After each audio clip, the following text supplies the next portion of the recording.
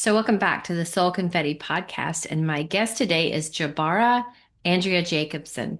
And Jabbarah and I met at a Be Well Asheville event. So, if you're local to Asheville and you have never been to this networking event, it is absolutely phenomenal.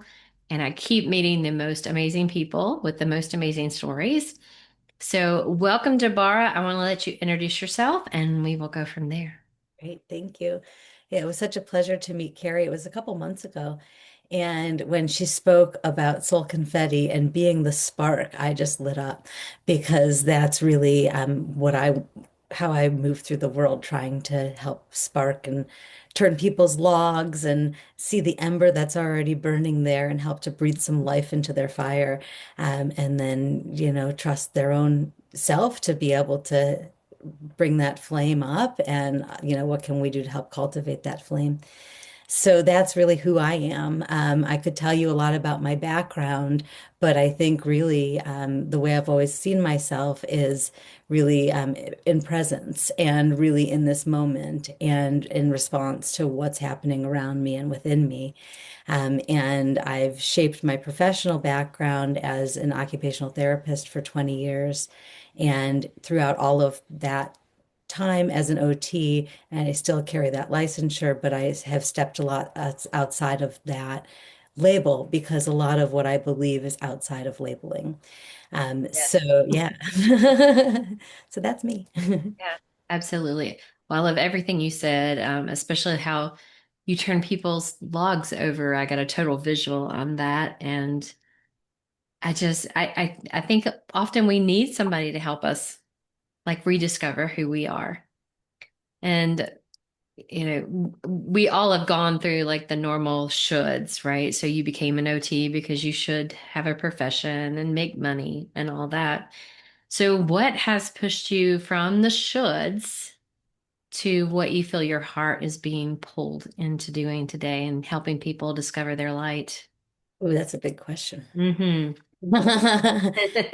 Um, I think I'll back up a bit to answer that question and just say being a really sensitive and deeply feeling person my whole life, um, it was always a lot. I always loved it, but the people around me, it was a lot for them, and it just seemed like it was hard for other people to hold. And so in this current iteration, this version of me and really my whole professional life has been about helping to bring more ease to children like me, to help them, there's just a lot of input that we receive, and it's hard to make sense of it all. The world moves really fast. And, for myself, I needed a lot more time. I still need more time to process it all and know my response. And we don't always give that to our children. So I think as I have walked through my life as a person and as an OT, as a professional, as a lover of humanity, as a player with children, I just love children. They're so fun. Really, it's really been about um, how do we cultivate the greatness within each of us? And how do we really acknowledge our experience and give words to what's often felt but not spoken about? Because that leads to a lot of our confusion and overwhelm and a lot of our big behaviors that are not well received. So, really, I feel called by the children to help speak their voice, to help retune our ears, to help really retune our voices, and really this recognition that the children coming into the world right now are. They're brilliant. They're bringing in a whole new consciousness. They're bringing in really connection to the heart. They're bringing in heart-based living. And a lot of their behaviors are being misinterpreted, and rightfully so, because they're hard to deal with behaviors. But, if we can start to retune how we're looking at it, start to retune how we're talking with each other and with our children, then we can see that these kids are here as our teachers, although it's not their job to teach us. Right. Here as our teachers. Right. I have a 3-year-old and a 4-month-old grandsons, and there is something very special about this upcoming generation. I can't explain it, but there's just a feeling that. there's something that they're going to change, and it's going to be big, Yeah. thankfully. Yes, yes, I agree with you 100%. But people like you who can guide them and hold them in their space, whatever that space is, that's what we need. We need the guidance because I think somewhere along the way, parents have lost maybe their power, and we've allowed other people to tell us what to do or how to be, or like even Dr. Spock, right? Like you should raise your kids this way and let them cry it out. And we've allowed someone else to tell us, and we've lost our intuition as mothers and as fathers and teachers of our children. Is that how you feel? Am I interpreting that correctly? I feel what you're saying very deeply. I Mhm. think that there's, with that comes this perception of how will I be perceived as a parent by other parents, by the teachers, and sometimes we hold back on some of the more spaciousness due to that. And that's not the only reason. But yeah, I think that there's a lot of pressure on parents today. And, I think now people are really starting to see we've been overscheduling our kids, we've been overscheduling our time, we've been Yeah. rushing around, we've been, we went from being very productivity focused to everybody gets a trophy to back to my child has value if they can show up in this way, and really gratefully, I'm very thankful that the parenting vernacular is starting to shift or has been shifting over the past few years into looking at the relationship and looking at the co-regulation piece and what are our children showing us that's coming up within ourselves that needs attention.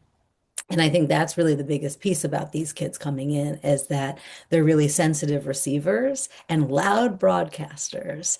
So when Mm, they got receive, chills. yeah. So when they receive something as incoherent or off in a truth or, like that's how I experienced life a lot. My family, I love my family. They're great. It was a very, from what we understood, loving environment. As a sensitive person, it wasn't the right environment for me. And it was a lot of sarcasm, and sarcasm to me is like cancer and toxicity. Um, and then I would call out the sarcasm, and it would be said, "Well, you're reading too deeply into it. You're taking it too seriously. That's not true. That's not what I said." But I could always feel the truth that was underneath it, and it just left me really feeling so confused and not able to trust my own intuition and trust my own heart wisdom. And I think that's really the problem that I hate to think about things as problem solution focused, but when I really start to distill it down, I think that's really the pain point, the problem that I really aim to address with our children is, really helping to eliminate some of that confusion so that we can really trust our own voices starting at a very young age. Right. Right. So many of us have lost our intuition and our innate knowing, and then we second guess ourselves and the self-doubt and all the layers. And if we can really get back in touch with that intuition and believe in ourselves and that knowing, it would change the world so deeply. Yeah, definitely. So how do you go about working with kids? Well, I've tried many different iterations. Um, when I was living in San Francisco, I was very fortunate that I had this amazing model came to me. I was studying intuition medicine at the time, and all of the highly sensitive kids, which I had never even heard of that term before, Mhm. were gravitating towards me. And I was like, huh, what's going on here? Because none of these kids would ever like be diagnosed with like, a disability, any of these things at that time, we would look at it more as disability, the labels and whatnot have shifted and changed over time. Right. But I was always looking at these kids going, there's like these kids are so bright and like something is so accelerated and something else is so behind, and then also like, but at the same time, these kids at 2.5, you could have these really deep conversations with, and their perceptions of the world, it's just like absolutely amazing things that most people don't realize that children are capable of. And I think I might have lost your question because I get excited talking about It's okay. Let it it. roll. Let it roll. I'm all in, and I've got chills from head to toe. Thank you. I love talking about this. I just think it matters. I think uncovering this piece about, really giving voice to what's felt but unspoken. And I noticed that with adults also. Like I want to share a little story actually along this line because I Yeah. think it speaks a lot to the work that I do with kids and people in general. So last summer, I went on a peace pilgrimage to St. Louis, and we went on a bus together across the state of Missouri, and then took an Amtrak back with another woman from Australia. And we got back in late at night. I didn't realize that St. Louis was such a dangerous city, and I don't think about that because I just think about people, my plan was we were going to take the metro train to the airport where my car was parked, and it was like 10 o'clock at night. And and so we're sitting on the bench, and a woman comes over, and she just looked very nervous, and she was looking for a place to sit down. And she told us that she was afraid of this other man that was there. And we said, well, then you come sit between us, and and we'll keep you safe. And we just talked to her, and then we got on the train with her. And when we all got on the train, about 8 other people got on, and every single person that got on the train looked like this. Oh, And wow. they just looked dead. And one man, came on, his eyes were yellow red and his speech was so slurred, and and you could just see the desperation in all of these people. And once that woman got off the train, my friend and I just kept talking. And we were just talking about observations about what it means to be human. And different things that like I'm talking about, these things that we feel inside, but nobody ever really talks about, nobody's given voice to. And just matter of fact. And slowly but surely, we start to notice people start to look up. They're starting to look at us. Listen, Smiles are starting to happen. Somebody even laughs in the other train car. And by the time all of these people got off the train, because we were the last ones off the train, everybody was smiling. And it was just so amazing to like recognize that just by speaking these truths and creating this field around us of acceptance and being able to talk about things that we may have shame around or that we may have, not want to look at or to bring humor to these things is really what we were doing. And to see the impact that that had, that's really all of the work that I love to do is to see that impact when you bring light to a situation, what ripples you out. raise the vibration of that train car. Yeah, Yeah. That's what we're here for, right?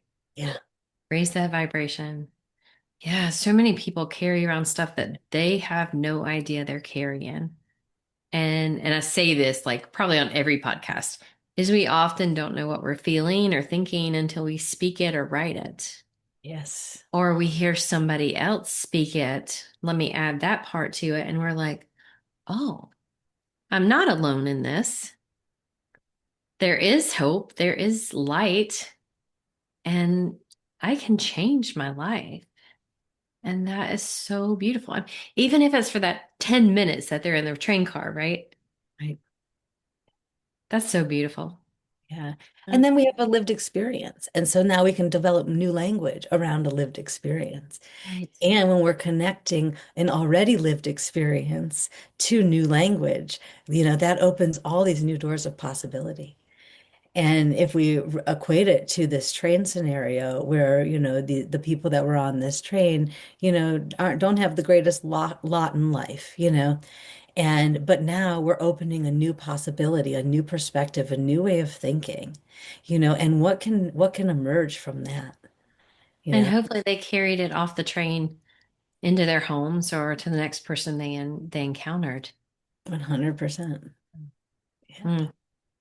How do you grow? I mean, that's what Be the Spark is, right? That's what the Be the Spark movement is like let's talk and let's share in that humanity and those experiences so we can come together in all of our likenesses because we are way more alike than we are different. And when Yes. we share those experiences, it lightens the load for everybody. And that's how I feel. I mean, that's how I see with what you did on the train. is that you shared an experience or a thought and it helped lighten the load for everybody in there. That's so beautiful. And it was easy. That's the thing is it's easy. Yeah. And I was just in Portugal a couple weeks ago, and I was checking out somewhere, and the woman had been so kind and patient and helpful with me as I was, making my way through the store, speaking English to her, And at the end, I said, "Thank you for being so kind." And she smiled, and she was just really taken aback by it. And she says, "Oh, but it's just so easy to be kind." Right. We And forget. yeah, and it really is easy to be kind. It's easy to be not kind too, Oh, yeah. but it's always a choice. So, you know, Very much so. Just a smile. Like just smiling at somebody makes such a difference. Like sometimes I am so I guess intentional and purposeful. Like when I see somebody like, dragging through a store or, at the gas station or whatever, and just say, "Hey, how are you today?" And they feel seen and it changes a little something. yes, It absolutely. may not change their life, but it changes them in that moment. But you never know because that person could have been thinking about something detrimental to do, or in their life. And that moment of that brilliance, of that kindness of a stranger showing compassion, Mhm. could retune their entire day and their whole perspective. It's that there's always that possibility. And that's the world I live in, that world of possibility. And I don't want to say potential even because I think everything is already within us. And Yeah. it's really just about creating an environment in which that can really begin to emerge and unfold. Yeah. I can't remember where I heard the story, but I heard the story that this guy jumped from a bridge. Maybe I think it was in San Francisco. And the police went to his house and they found a note that said, if one person smiles at me between the time I leave my house and the time I get to the bridge, I won't jump. Oh, wow. And evidently no one smiled at him because he did. He ended his life. And that story, like it's stuck. That's like something so simple. And that's all he needed to say, hey, you were meant to stay on this earth. Wow. Well, and I also want to draw attention to the profound awareness that this person had, that one smile, just one smile, Right. could change my decision. And Wow. we need people like that on this earth, Yes. you know? Yes. And that story, every time I see somebody like I guess that's why I'm so intentional about like speaking to people and seeing if I can make them smile. Me too. I consider myself the smile committee. Yes. You're on the committee too. The other day, like I have a big Diet Dr. Pepper addiction. I'll just put that. So Dr. Pepper, if you want to sponsor this podcast, right? But I went to this little convenience store and there was a guy, he was filling up the cooler that was kitty corner to where the Dr. Peppers were. And I simply said, "Hey, you're in the way of my addiction."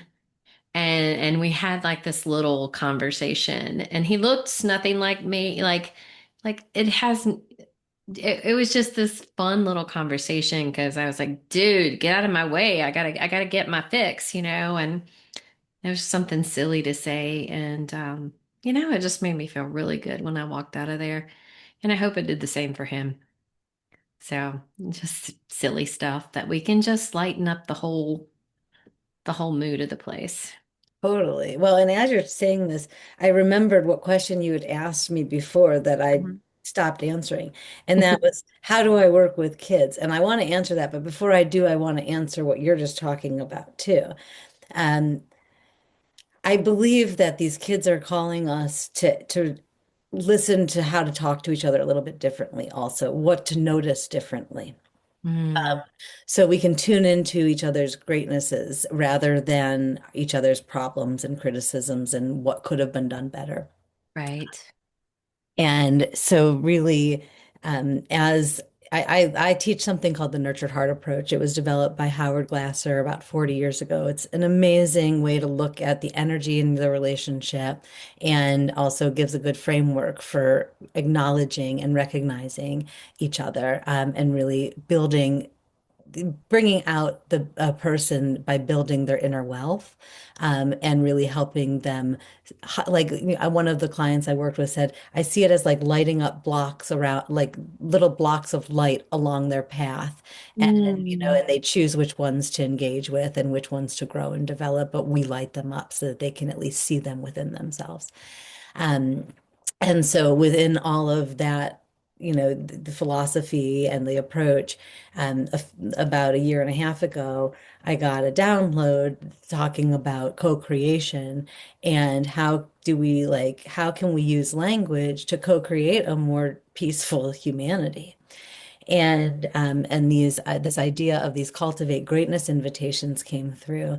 And essentially what it is imagine millions of people across the world all focused on looking for and noticing the same greatness quality each. Mm. So let's pretend like this week the quality is kindness. So Uh-huh. you would invite your community to notice kindness. I'd invite my community. The Choose Love movement would invite their community, so on and so forth. But we'd all be looking at the same greatness quality. And if we're looking for that same quality in all different people and situations, then we're starting to see it so much bigger. And we're Yeah. looking for it in ourselves. And we're speaking it out loud because what really changes things is the vibration, right? The resonance. So we're using our voice to actually create impact.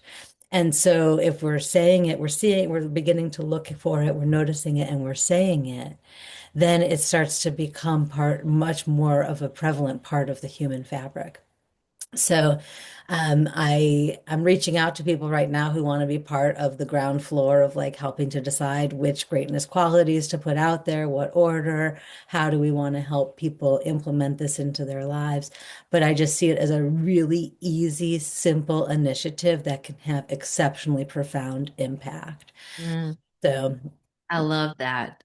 Yeah, because we always we're bringing our attention to always like hate or fear or division or differences. But if we look for that commonality and then ripple it out to the world, yeah, yeah, yeah, I love that. It allows it to expand. Mm. yeah. I love that. I want to be a part of that. Okay, great. Well, I'll put you on the, so I'm right now gathering the people that want to help in just the beginning, and then it's going to be an open invitation. And, I think it'll work great if it's its own account, if it's its own thing. And people really feel part of the collaboration too, because that's also where we're at right now, is in bringing in this unity and unitive mindset and consciousness, and really seeing the interconnectedness of all of us in our actions, and not just what we do, but what we think, all of it, how it really impacts the field around us, and in turn, children's behaviors, and in turn, our relationships with our children. So you can see I'm very focused on the children, but the children are not the end goal. The children are bringing us into it. Right. Yeah. Yeah. Children bring such innocence and curiosity and imagination to our world that we forget because we're too busy telling them what to do or whatever, and we don't allow them to sit in that imagination and play and join them. Yeah. We That's where we learn. Yeah, that's where we learn Yes. what we Well, need to get back in touch with. I'm so glad you said that, because one of the things I love to do is I love playing with kids, and I love showing parents, like, some parents are embarrassed to play with their kids. They don't know how to be silly, or it feels weird to them to be silly. And, I remember a few years ago, I was working with a client in their house, and I love to do, like, especially like 2 and 3-year-old boys, like a lot of crashing play, jump and crash, jump and crash, jump and crash, take a breath, jump and crash, take a breath, jump and crash, take a breath, teach them how Yep. to pause and take the breath and be in command of their body while they're having fun, so that it doesn't become overwhelm, right? Right. So So there's another answer to your question, how do I work with kids? That's a big way. Um, but Play. exactly. And like, and really tuning them into like, it's okay to pause. It's okay to like, you can develop self-command over yourself. It's not going to take away from your fun. It's going to add to it. And that's like really the underlying message of a lot of the work that I do directly with kids and in the indirect work that I would love to talk about too. Um, I get so excited that I forget what I was talking about before. So I apologize if I just left a hanging thread. But I also kind of do like that too, because I like people to kind of wonder and fill in their own thoughts to things too. Uh, True. yeah. So on that note, if it's okay, I'm going to jump to another piece of the work that I do because it really speaks to this open-endedness Yeah, as well. absolutely. Please. Okay.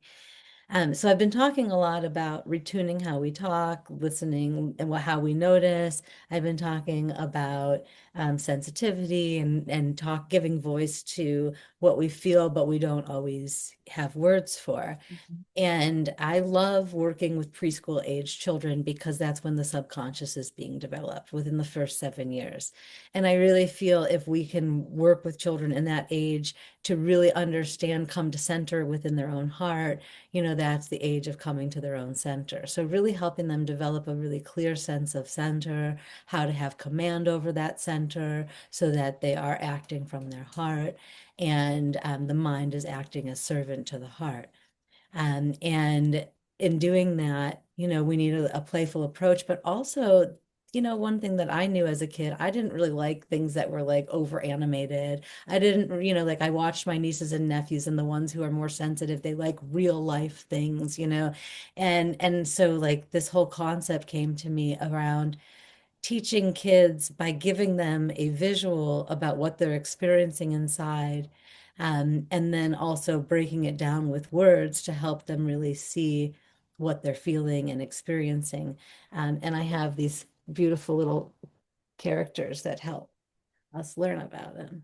So Aw. Buster, if you watch my videos, you'll see a different Buster. This one, it was just made, so he's new. Oh, they're like for just our listeners. So there's a squirrel and is there a bunny? Yes. Then they're just furry and oh yeah, I just want to like snuggle. And they teach the stories of that our children go through. So they really act out. Like, for example, my favorite one is one of them is excited because the bus is available to play with, and they're playing with the bus, and the other one who was playing with it an hour ago comes over and says, "That was my bus. That's my bus. Give it back to me." Because a lot of times, especially with sensitive, deep kids, they feel the sense of ownership and they're still coming back to what they were playing with. It's not finished yet. And so Ah, now another kid is playing with what they were playing with, but they didn't feel finished. And so it's like a big insult, like that's mine. I need to protect it. And so that can create a lot of conflict. But when we break that down and say, oh, well, it looks like you feel like it's still yours, and you mhm. look like it felt like it was still available. Now we've neutralized this whole situation. And now we're also going to provide a tool, a heart breath for, okay, now how do I process what I'm dealing with right now and move into the next moment? So it's not about pushing down our feelings. It's not about running away from our feelings. It's not about ignoring them, but it's about being in them, working through them, and using the heart energy to help us know what to do. Yeah. So, and then back to this open-ended question piece is I don't ever end the stories. So like I'll say, "Oh, would you like to learn this breath?" And the characters say yes, and I teach the breath and then I invite the kids to practice the breath, but I don't say, "And then everything was good in the end." Right? Right. Because I'm trying to leave it open so that parents and kids can have conversation. What do you think happened? What Or could what do you have think happened? Yeah, should happen? Or how would you handle it? totally. Yeah, I love that. Thank I you. love that. Thank you. Yeah. And it also leaves the gate open for their imagination and their curiosity. You got it. So I, that's I've, I've never heard that, because we always we teach our kids, this is what you do, give the bus back, be the kind person, but why? Like, why do I feel like I have ownership of it? And yeah. all those questions because we're like, no, you just do it because you don't question it. You just do it because this is the right thing to do. Right. And you give them so much more information to be able to understand. Well, thank you for saying that because that's exactly what it is. Especially with the sensitive kids, they take in so much. And I say sensitive as meaning like those that receive a lot of information. I don't Mhm. mean like I'm sensitive, but like I just like you are a sensitive receiver, you receive a lot of information. And a lot of times, like it's hard to decipher that information. And so when we give that structure to the information, we give the words to the information, it starts to make more sense. It becomes packets rather than like this swirl.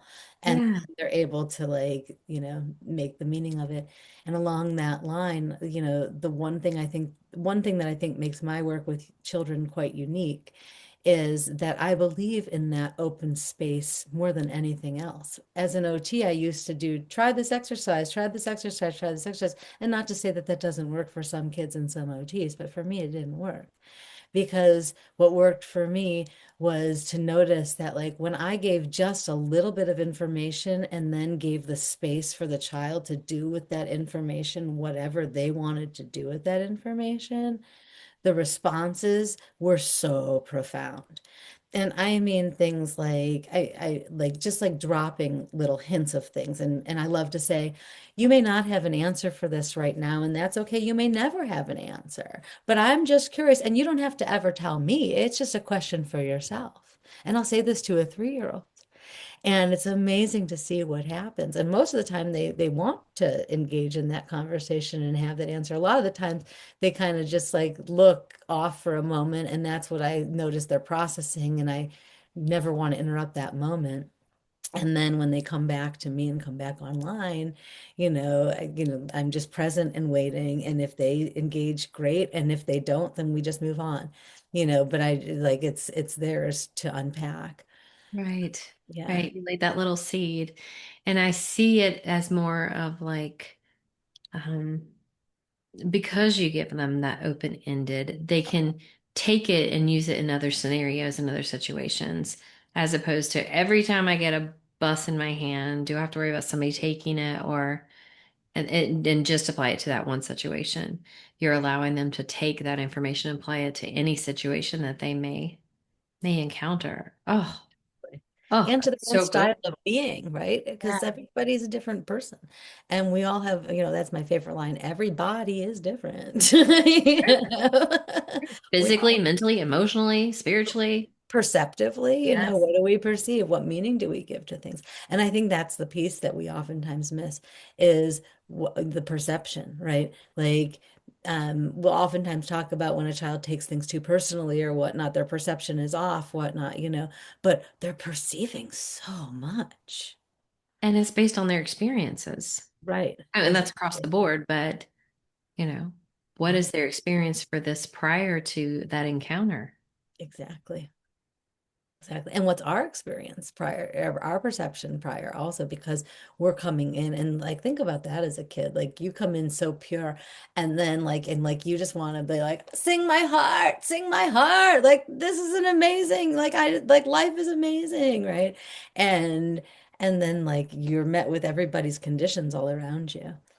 And and it's just such an interesting, what if we can teach kids from this early age, like recognize that there's conditions around. I mean, even better, like what if we all dissolve our conditions? But that's Skill and yeah. right. And we're on the path. And, like I definitely feel that I hear more conscious and more positive talk around town and even at the airport, like, I tune into what's the pulse of society. I consider myself a person who studies the human condition. That's always been my favorite source of study, but You could glow as an empath. Like, of course, you're an empath to be able to do this work, right? To perceive the energy of the train, to perceive where the child is, or to perceive just how society is moving around you. It's a gift and it's a curse at the same time, right? Yeah, yeah. And it's also an invitation. And I think like everything you just said is not specific only to sensitive people or deep feeling people or myself or whatever, but I think that everybody has the capacity to develop the ability to notice differently. Absolutely. And I really think that that's what these kids are here. They're asking us to change the quality of our attention. They're asking us to slow down, as I'm speaking a mile a minute. They're Right. asking, you're right, they're asking for our patience and they're asking for our presence. And I think that's really where I'm headed in my work is creating tools for parents to really sink in, to learn how to be more patient and present because every parent I work with, that's what they tell me they want to do, and they put so much effort into it, and it's so hard. And these are wonderful parents, but it's so hard.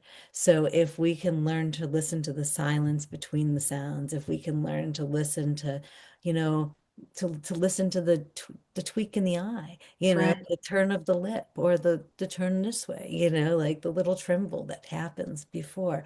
If we can start to learn to really tune into and notice, I just said this and my tone came out. A lot of times I'll have to say to somebody, I'm sorry, the tone that just came out did not match my intention at all. Right. Like that's not how I feel. And it like the words are what I felt, but the way that it came out, I don't know why it sounded that way. And maybe that's just because I'm so sensitive, that's what I hear, but these kids, that's what they hear. Right. And that energy matters. Yeah. Like I was just telling my husband last night that a friend of mine when she was like, this is what you should do. And to me, when somebody says that, I get prickles. I'm like, ooh, yeah, maybe not. But if you can say it in a different way, or if your tone is maybe this is what you should do, or choosing our words, but also instead of that commanding, like feel into it. Like I don't know. It was just I mean when she said that, I was like complete prickles. I was like, whoa, how do you know what I should do? It's Yeah, how I feel. And I think totally. our world does that to everybody, right? They tell our Totally. kids X, Y, Z, you should go to school, you should do your homework, you should, and we forget that there's an energy around all that.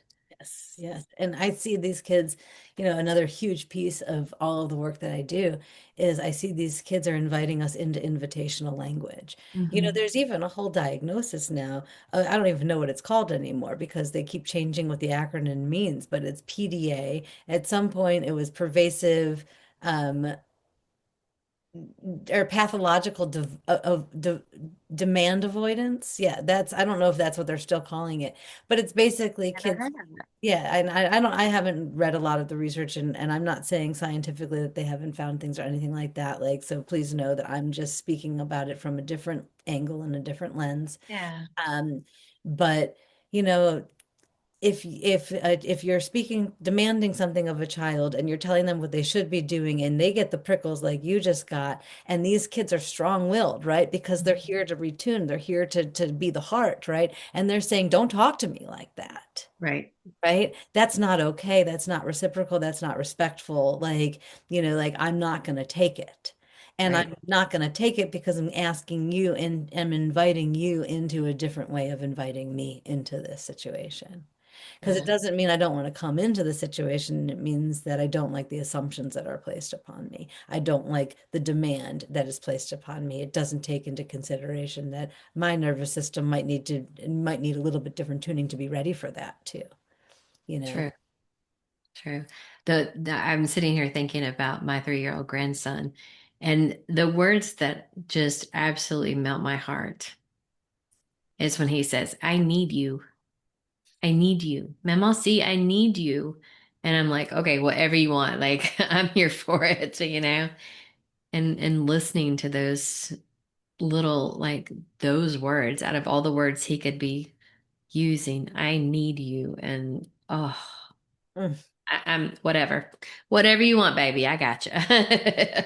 Wow. And how beautiful that you see the compassion, the relationship, and the just all of the love that's encapsulated in that single expression, Yes. and that you're giving voice to that. And Yes. you show, yeah. Right. I You're I'm not.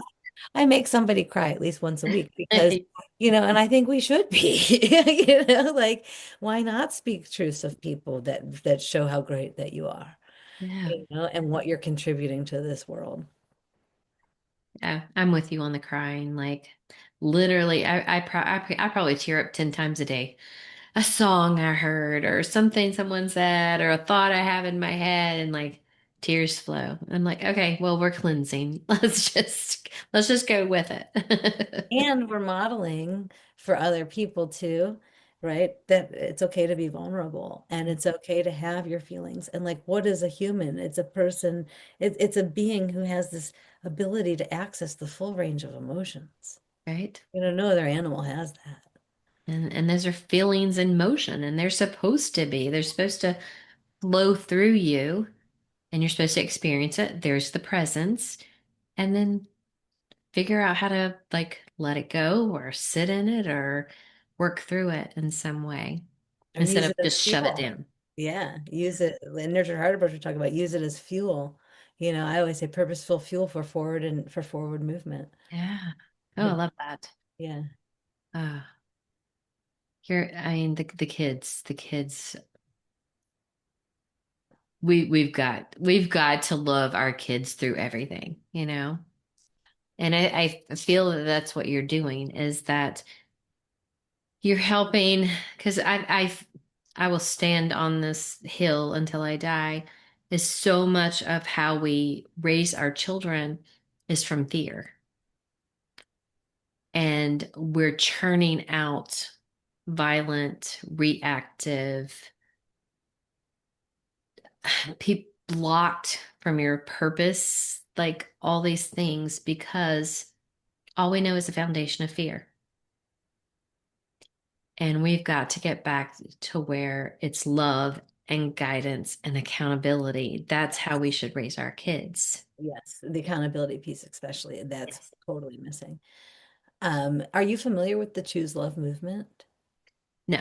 I mean, I've seen, of course, I've seen things about it, but I'm not really familiar with it.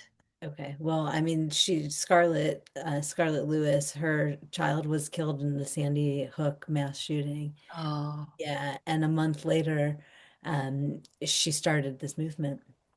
And it's, hurt people, and Mhm. heal people, and we can choose love. And for anybody who's listening out there that works in a school, she's got curriculum up for every age group, including infants, like every age group. She's got them Wow. for sports coaches, like curriculum. It's all free to download. So go to chooselovemovement.org and check it out because it's amazing. It's been developed by a lot of really amazing educators in conjunction with Heart Math and the Nurtured Heart approach, and a lot of research went into it. Ugh, I love that, especially that she has curriculum that educators can access.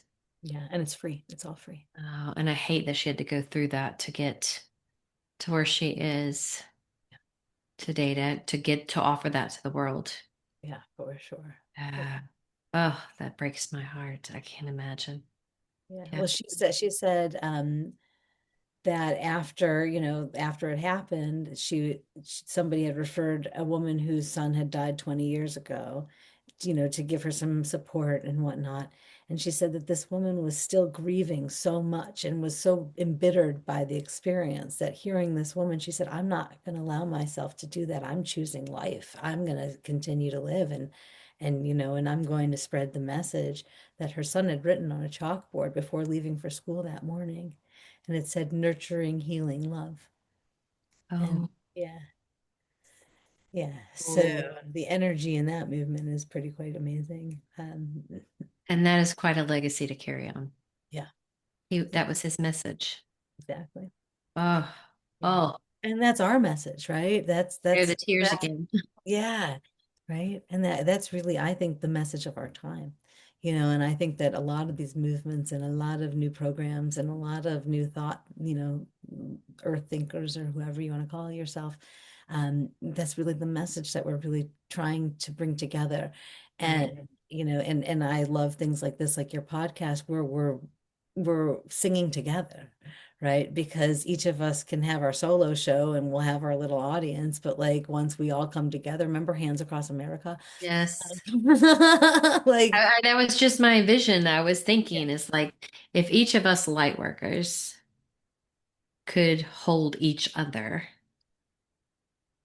then we could encompass everyone who is lost, you know, yeah, and help this world to be a much more gentle, caring, nurturing place. totally. But Yeah. I want to expand that. And I want to say those of us who recognize the power of our light help to activate that within others. Yes. So Yes. we hold that, we hold them as we're catalyzing, right? Because I believe everybody has that potential within I them. agree. I agree. We all have a light. We all have a light. It's just how dim or how bright it is. And you need guidance to make sure yours is as bright as it can be. Right. And what if we all lived in an environment that like really like helped turn up the wattage, you know? Like, what if the environment actually cultivated our greatness and actually supported us in like totally living out the you know, I love the metaphor of the or whatever you'll call it, but the acorn becomes the oak tree. It always knew it was going to become the oak tree, you Right. know, but it could Mustard become a seed. yeah, it could become a strong oak tree or it could become a droughted oak tree, but it depends on the conditions, but it's always going to be the oak tree. Mm. Oh, yeah, that's so good. That's so good. Because we're all born in this perfect little light. And what we do to each other determines how dim or how bright it is. Yeah. And that perception, you know, like I think back to uh, the fifth grade when I was doing something with my group of girls we all had planned our dresses to wear. And I decided last minute to wear a red dress instead of the brown one that I told them I was going to wear. And it totally like disrupted, especially one girl who was like the leader of the pack, disrupted like I was ousted, right? She doesn't remember that because we connected a few years on Facebook and I was like, hey, do you remember doing this? She was like, what? No. And I was like, of course you don't. Right. But it impacted me and I see how that rippled out into other situations in my life. And we don't understand that what we do in that present moment as a reactive to something someone is doing or not doing impacts possibly the rest of their life and how they carry themselves. Yeah. How they make decisions. I mean, that's a huge responsibility for you as a human being, especially if you're a parent. Yes. Oh, yes. And you're tired. Yep. Well, and you have unhealed crap that you haven't dealt with, and you don't even know that you're putting that off on someone else. 100%. And I think that that's another piece of like, thank you for saying that, because I think that's a really big piece of this when I'm talking about they're inviting us to notice differently. Mhm. They're inviting us to notice deeper because these are the things that create peace and disrest and all of those other things. It's what's happening underneath the surface. Our Yes. words are only a portion of it, but Mhm. what's happening underneath the surface is what really directs the whole experience. Right. And again, going back to that tone and the emotion behind it and the emotion of the other person and feeding off that energy. And a lot of people don't believe in energy, but I'm like, have you ever walked into a room where somebody just fought? Exactly. You Exactly. know, and you're like, oh, I think I'm gonna be over here. I mean, we perceive we perceive everybody's energies from so many aspects of a person. And we don't even realize it until we like really sit with it or you become really aware. And I think these kids are aware way before anybody's teaching them. Or maybe we always were. Mhm. Yeah, I think so. So I love to share this story. There was a little girl, I think she was 4 at the time, and I was working with her at her school. And this girl like wouldn't participate in anything. And when she got upset, she would freeze, and the freeze would become Mm. for 2 hours. I'm not kidding you, like 2 hours. Wow. And so that we worked through that for sure. But anyways, so she wouldn't participate at circle time. And she would always go into the cozy cube during circle time. And she would kind of peek and watch a little bit, but like she just wouldn't come to circle, Hmm. especially if it involved movement. And so one day, I said to her, okay, I have a couple ideas about why you don't want to go to circle. And I'm just wondering if any of these are right. You can let me know. I could be wrong, and that's fine. Maybe all of them are wrong, but I'm just curious. Okay. So the first one is that I'm wondering if, you just don't want to come to circle because you were busy doing something else and you didn't want to end doing that. And she says, yeah. I said, okay. The next thing is I'm wondering it's because you don't want people telling you what to do. And she says, yeah. And then I say, okay. And the other one is I'm wondering if it's because there's so many people at the circle that you don't have, that it's hard for you to know what's your energy and what's somebody else's. And she goes, uh-huh. Oh. Yeah. And she was 4? Sure. Wow. Yeah. So these kids are really in that swirl also. And actually, as I say this, another little boy I work with, I've known him since he's 2.5, and he's gaining language. He's 10 now. He's been diagnosed with autism when he was little. And he loves to go on neighborhood walks. And when we first started going, he loved to go onto every single porch and touch each house that we would go to. And like some of the houses say no trespassing, and some of the people have not been very friendly to us, and some have been, but mostly they have just ignored us. And I limit the amount of porches that we can go on now.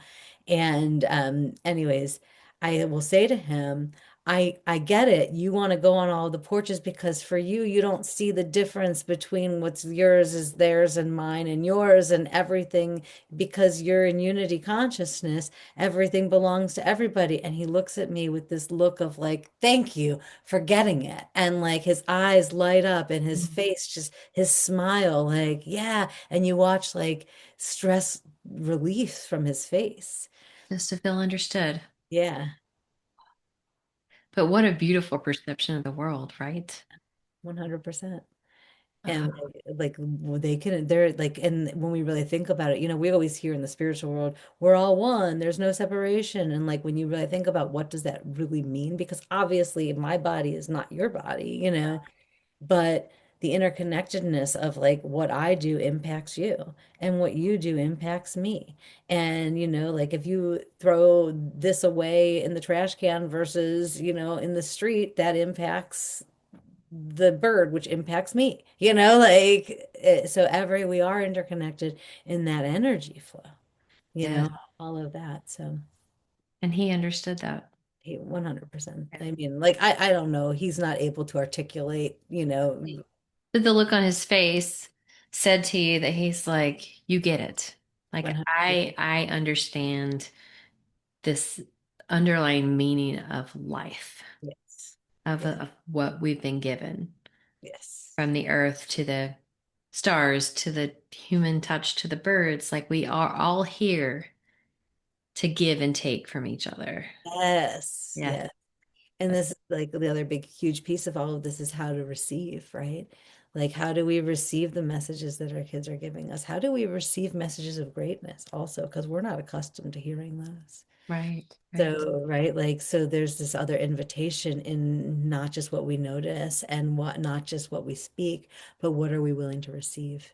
Right. And what are we able to receive? And I think that, I had a teacher, when you first asked me to come on the podcast, you'd said talk about something that like an experience that happened that kind of shaped you, whatever.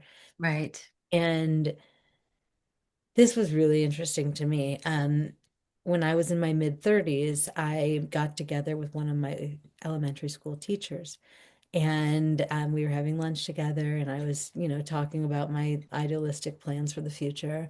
And she said, "You know what your problem has always been? You love too big." Mm. And it really struck me. It took me a decade to decode this, right? Like what's the problem in loving too big? Like I don't understand how that's a problem. And I still don't really understand how it's a problem. I don't understand the problem. But but the problem is that people don't know how to receive it. Yes. And that's the problem. And so this has been, it took me a decade to decode that. And that was about, I don't know, maybe the decoding came right around COVID. And so now this decade is about decoding how to help people to be able to receive it. It's true though. It's true. Like if they're not used to people saying, you know, even like texting, "Hey, I'm thinking about you." They're like, "What does that mean?" Oh, What do you want from me? yeah. What do you want from me? And sometimes it's just like, "Oh, thank you. Thank you for holding me in your heart or your, in your thoughts." Oh, I can like I feel that. I feel that. Because I had someone ask me one time, because I was like, oh, and we can do this and we can do that, and we can carry it out to the greater Asheville area and Western North Carolina. And this was after Hurricane Helene. And he goes, what? Is that how your brain works? I'm like, yeah, like I don't play small. Let's do it big. Let's do it globally. And he's like, let's just do it in Swananoa. And I'm like, oh, okay. I'm with you. Everything I think about is how do we help humanity? How do we help the world? How do we help all children? It's not just the child in front of me. It's always like whatever I'm doing with this child is for every child. And being a person who hasn't had the privilege of raising my own children, I get to envision that every child on this planet is my child. And I don't have that conditional, as a parent, you have a lot of hopes for your particular child, right? And sometimes that creates some conditions around things. And not to put any blame on that, just that's kind of a reality that we live with. And but because I don't have that, right? Because I don't have children of my own. So I'm able to really see all of the emerging potentials and whatnot. And that's like, I've been asked several times throughout my work, how can I trust you? You're not a parent, you know?